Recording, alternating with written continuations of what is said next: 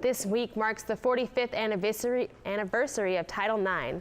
I spoke with women in sports to find out how much progress has been made. 45 years ago, when Title IX was passed under the Nixon administration, the focus was on education, not sports. The bill's purpose was to outlaw discrimination in the education programs based on sex and gender. Sports historian Victoria Jackson at Arizona State University said athletics was not in the initial blueprint. People working in the department were looking to develop policy guidelines and regulations.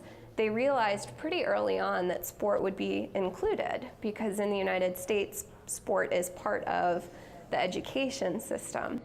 After its passing in 1972, women were encouraged to enter higher education and became eligible for collegiate athletic scholarships. Vice President of the Phoenix Mercury and Sons, Ann Myers Drysdale, was the first woman to get a full-ride athletic scholarship in 1974 to play basketball at UCLA. I also believe in my heart that if I don't go to UCLA, myself or women's basketball and women's sports doesn't get as much attention. Looking back on the progress she's made, Myers Drysdale said Title IX comes up short, especially in coaching positions.